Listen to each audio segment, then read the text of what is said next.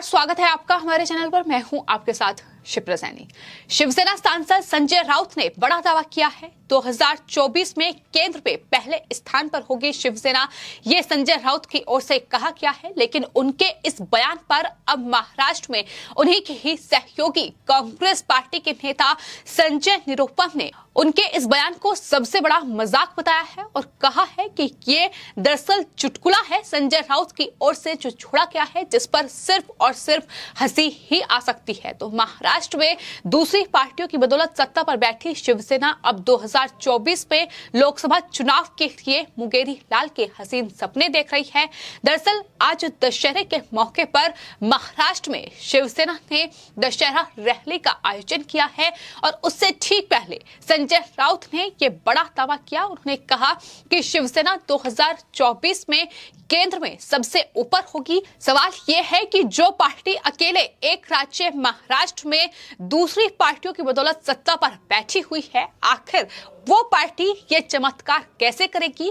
खैर, ये तो संजय राउत ही जाने, लेकिन जाहिर तौर पर संजय राउत अपने इन्हीं बयानों की वजह से सुर्खियों में बने रहते हैं। किस तरीके से 2024 लोकसभा चुनाव पर अब उनकी नजरें गड़ी हुई हैं, लगातार वो इस कड़ी में बयान दे रहे हैं। कभी वो ये बयान देते हैं कि दरअसल शरद पवार को 2024 में नेतृत्व जो है वो गठबंधन का करना चाहिए। इसके अलावा उन्होंने ये भी कहा है कि अगर गुजरात का मुख्यमंत्री आप देश का प्रधानमंत्री बन सकता है तो फिर महाराष्ट्र के मुख्यमंत्री देश के प्रधानमंत्री क्यों नहीं बन सकते।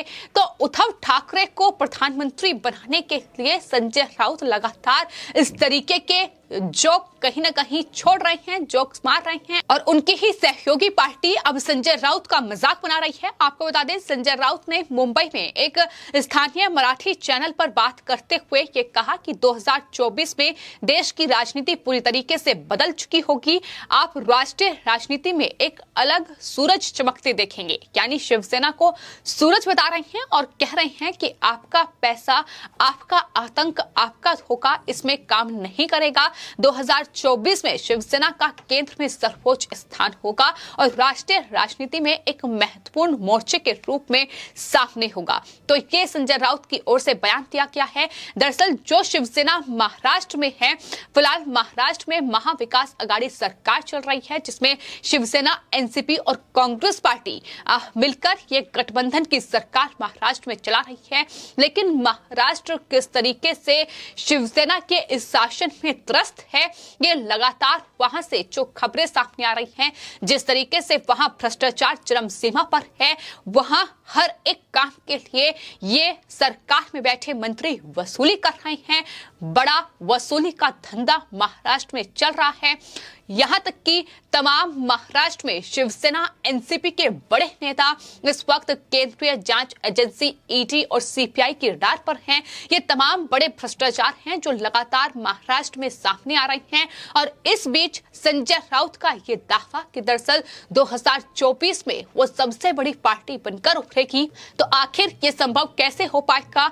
हालांकि उनके इस बयान को लेकर आपको बता दें, कांग्रेस पार्टी जो कि महाराष्ट्र में शिवसेना के साथ सत्ता में है, उनके ही नेता संजय निरुपम ने संजय राउत के इस बयान पर तंज कसते हुए ये कहा है कि शिवसेना के बड़बोले प्रवक्ता का बयान 2024 में उनकी पार्टी केंद्र में सर्वोच्च स्थान पर होगी, यानी संसद में एक नंबर की पार्टी कैसे, ये सवाल उनकी तरफ से भी किया गया है और कहा है कि महाराष्ट्र से बाहर इनकी जमानत नहीं बचती है। तो महाराष्ट्र में कुल 48 सीटें हैं, क्या सारी सीटों पर वो लड़ेंगे और अकेले लड़ेंगे और सब जीतेंगे? ये तमाम सवाल हैं जो जाहिर तौर पर लगातार उठ रहे हैं। इस चुटकुले पर हंसी आ रही है। ये संजय निरुपम की ओर से संजय राउत पर तंज कसा गया है। तो जाहिर तौर पर महाराष्ट्र में चूंकि जिस तरीके से विधानसभा चुनाव हुए, बीजेपी के साथ गठबंधन में शिवसेना वहां चुनाव लड़ी और बीजेपी सबसे बड़ी पार्टी बनकर उभरी, लेकिन इसके बावजूद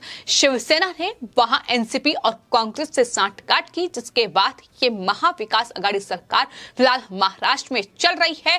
तो शिवसेना आखिर ये कैसे मुमकिन हो पाएगा, यही सबसे बड़ा सवाल है जो संजय राउत से लगातार पूछा जा रहा है। इतना ही नहीं, इस पूरे बातचीत के दौरान संजय राउत ने दरअसल पेट्रोल और डीजल की कीमतों को लेकर भी अपनी प्रतिक्रिया दी। उन्होंने कहा कि पेट्रोल और डीजल के दानों को जलाने की प्रक्रिया आज से शुरू हो गई है। आज दशहरा है, दशहरे के दिन हम एक रावण को जलाएंगे और 2024 में इसे पूरी तरह से जला देंगे। ये संजय राउत की ओर से कहा गया है। आपको बता दें 2024 में देश में लोकसभा चुनाव होंगे और उसी साल महाराष्ट्र में विधानसभा चुनाव भी होने हैं। तो क्या महाराष्ट्र में शिवसेना की जमानत भी जब्त हो जाएगी, ये भी सवाल बना हुआ है, क्योंकि जिस तरीके का आतंक, गुंडागर्दी, जिस तरीके से भ्रष्टाचार और वसूली लगातार महाराष्ट्र में चल रही है, जिस तरीके से वहां लगातार ड्रग माफियाओं को बसाया जा रहा है, ड्रग तस्करों को बसाया जा रहा है, और किस तरीके से ये लगातार जो कारोबार है ये उद्धव ठाकरे सरकार कर रही है। ईडी जैसी जांच एजेंसियां जो जांच कर रही है उसमें लगातार बड़े खुलासे हो रहे हैं कि किस तरीके से महाराष्ट्र में लगातार सत्ता का दुरुपयोग शिवसेना, एनसीपी और कांग्रेस पार्टी मिलकर कर रहे हैं।